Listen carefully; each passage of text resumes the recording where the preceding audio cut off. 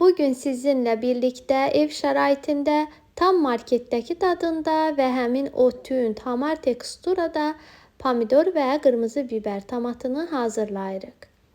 İlk öncə 5 kiloqram qırmızı pomidor və 1 kiloqram yarım şirin qırmızı biber götürürük. Bunları yaxşıca yuyub, aş süzəndə suyu süzüldükdən sonra təmizləməklə başlayırıq. Biberləri tumundan təmizləyib iri-iri qazana doğrayırıq. Çalışın tam dəymiş ətli biberlərdən istifadə edəsiniz. Bütün biberləri təmizləyib qazana doğradıqdan sonra keçirik pomidorları təmizləyib doğramağa. Çalışın pomidor seçərkən daha ətli pomidordan istifadə edəsiniz. Bir də kal pomidor olmasın, tam dəymiş olsun. Bir müddət aldıqdan sonra evdə gözlətsəniz də yaxşı olar ki, pomidorlar yumşalsın. Yaşıl hissəsini tamamilə kəsib təmizləyirik. Yaşıl hissə qalmamalıdır. Qabıqları ilə birlikdə iri-iri doğrayıb qazana əlavə edirik.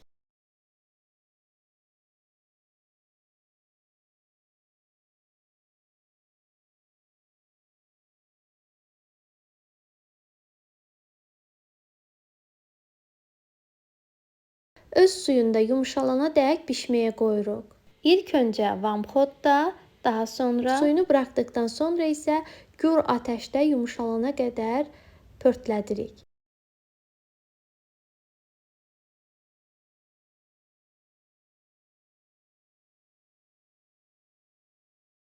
Əl blenderi ilə çəkirik.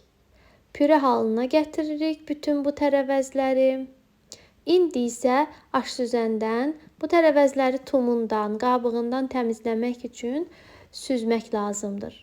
Siz ələkdən də keçirə bilərsiniz. Mən özüm üçün, ev üçün hazırladığım üçün aş süzəndən keçirdim. Çünki ələkdən keçirmək biraz daha çox səbir tələb edir.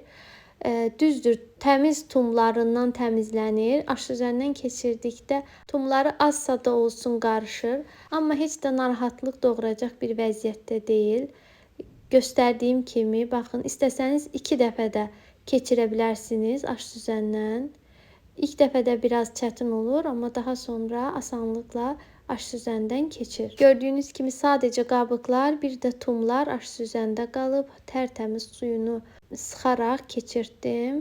İndi isə böyük bir qazanda bişməyə qoyuruq. Qeyd edim ki, dibinə yapışmamağının qarşısını almaq üçün və bir də bişənə yaxın pıqqıldayıb ətrafa sıçramağının qarşısını alması üçün dəmirin üzərinə, qalın dəmirin üzərinə duz tökürük. Daha sonra qazanı yerləşdiririk. Artıq qaynağa düşüb, tomatımız hazır olmağa yaxın duzunu və şəkər tozunu əlavə edirik. Əgər şəkər tozunu istəsəz əlavə etməyə də bilərsiniz. Sizin üçün çox turşdursa, tənzimləmək üçün 1 xörək qaşığı yarım xörək duzu və 1 xörək qaşığı da şəkər tozu əlavə edə bilərsiniz. Tomatın hazır olmağını isə bu cür yoxlayırıq. Qaşıqla qazana xətt çəkdikdə həmin xətt birləşməməlidir. Tam bu teksturaya gəlinə qədər tomatı bişirin. Ocağın altını söndürmədən isti-isti sterilizə olunmuş bankalara yığırıq və qapağını bağlayırıq.